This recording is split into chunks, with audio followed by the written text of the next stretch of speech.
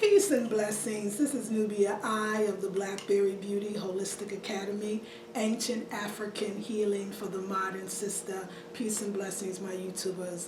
I am so happy to be here. I got a new attitude, y'all.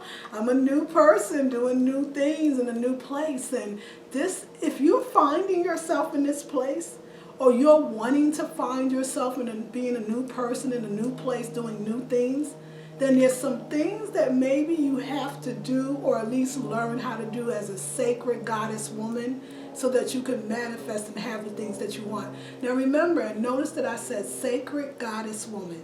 And I was thinking about this. I have been on this sacred woman journey, at least with Queen Afua, and which is a holistic practitioner, a great world-renowned holistic practitioner out of Brooklyn, New York.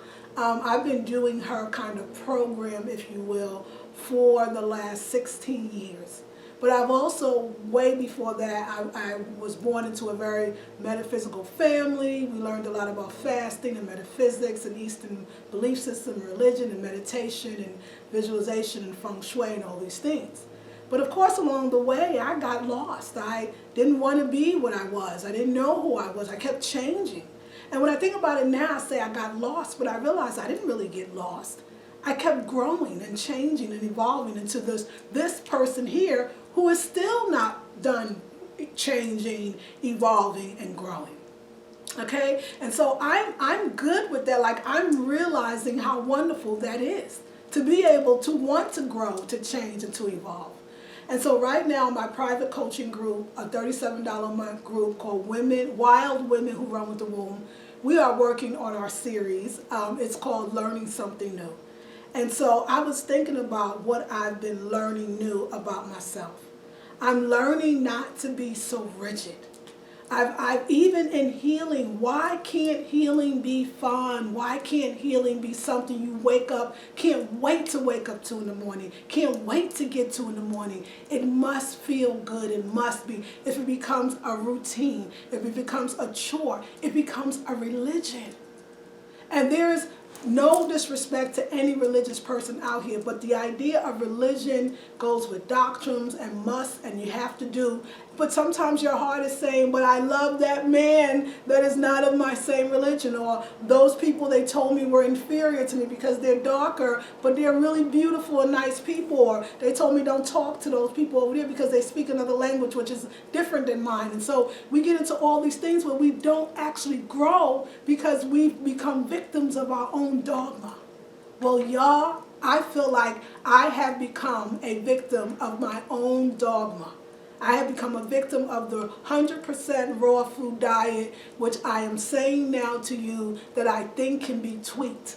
I don't think, not only do I think it's not necessary to be 100% raw, I don't think it's very smart. Because we're all living different lives. Some of us have children, some of us are pregnant, some of us want to get more pregnant. A lot of us are single, some have big time careers making millions of dollars, six-figure sisters. Some of us are travelers. We travel around the world, and we travel around the world because we want to eat around the world. A lot of us are vegans vegan variety around the world is plentiful if you look at just being a vegan. Being a raw vegan is almost a kind of restriction. For me, I had to learn that I really do like potatoes sometimes. I have not been eating my root vegetables. And because I couldn't figure out how to do them raw. And there are raw recipes with sweet potatoes, butternut squash, and other potatoes. But I like them when they're cooked. And I like them when they're cooked by my man with perfection. And I actually feel more grounded adding that to my diet once or twice a week is having a root vegetable cooked meal. But it's way bigger, y'all. It's way bigger than that one meal. It's saying that, yes, I have been almost 100% raw most of the time for almost 7 years. And I do not want to go another 7 years claiming 100% raw or feeling the need to claim it. I'm in perimenopause. My body is changing. It's requiring different things.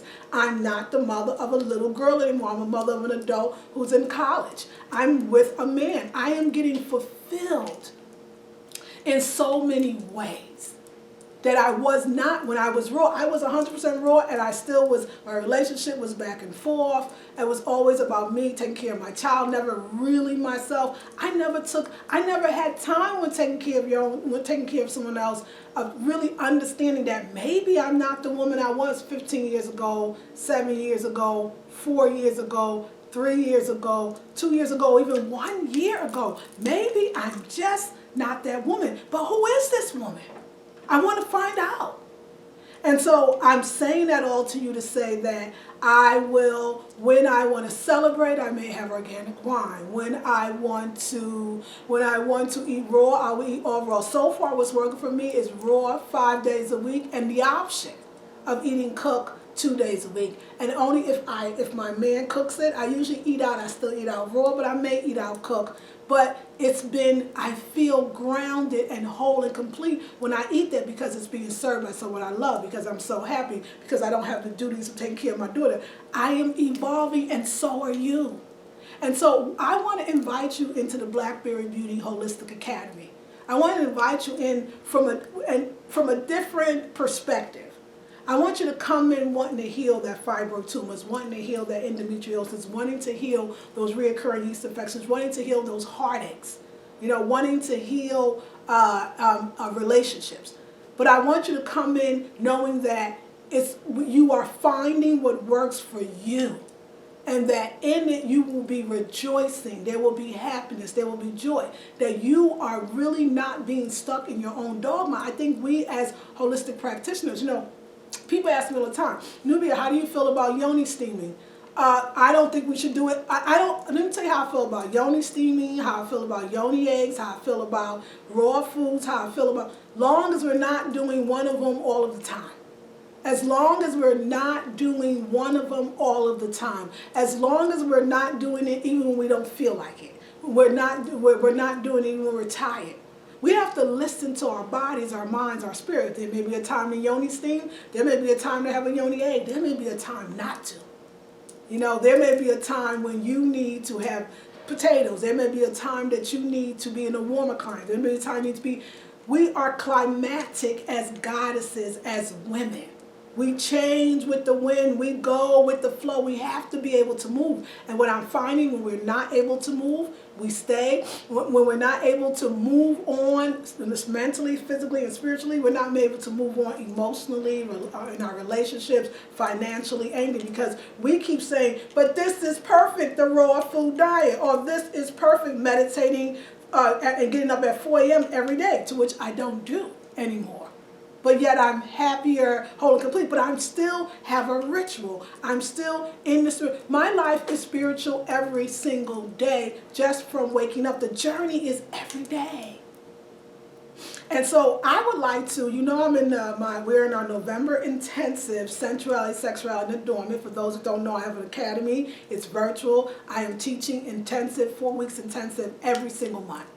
And so this month, the intensive is closed for any new members, but next month, I'm doing an intensive called Post-Traumatic Slave Syndrome. But I want to tell you how I'm teaching it. I'm teaching it from a point of celebration. Not what they've done and what's been done to us and how hurt we are. Yes, we are going to deal with the pain that we carry from generation to generation as African women from the time we came to the country, some of us, till today.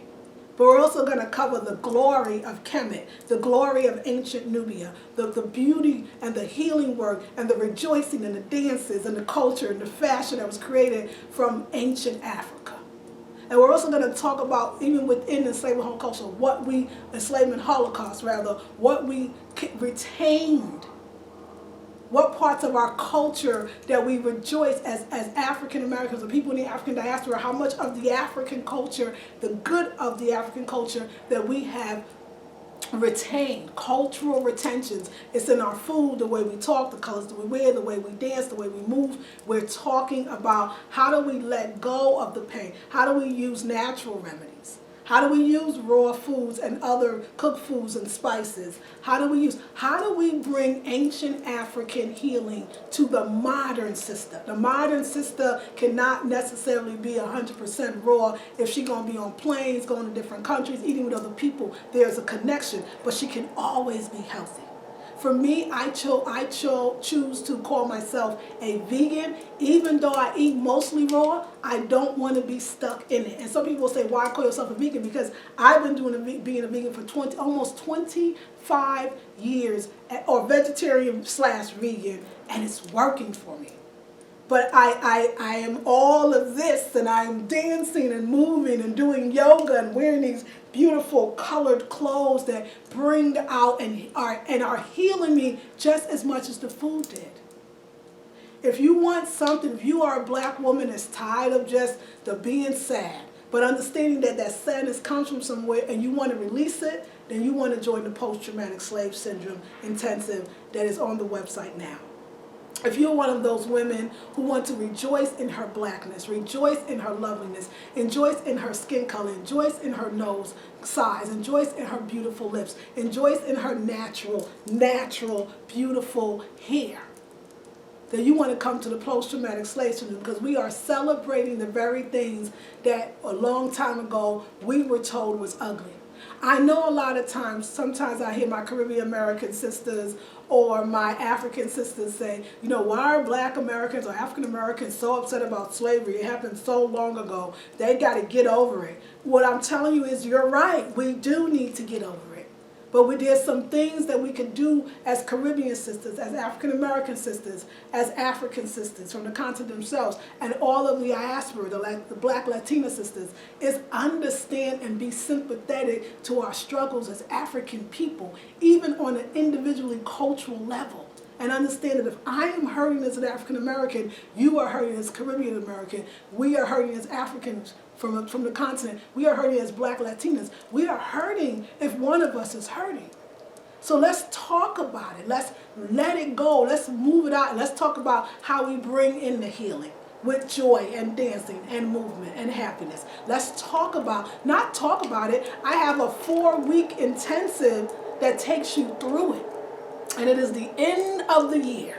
And it is how we are letting go of all throughout the year and throughout the years and throughout the generations of our people. But we are keeping the best and talking about them and using those tools to be better human beings, to be better conscious black women, better for our men, better for our society, better for our children, better for the world.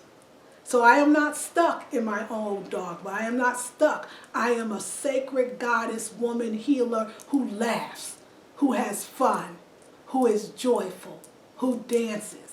I am a vegan because the idea of killing animals just to eat, it just don't sit well with me, but it's okay if it sits well with you.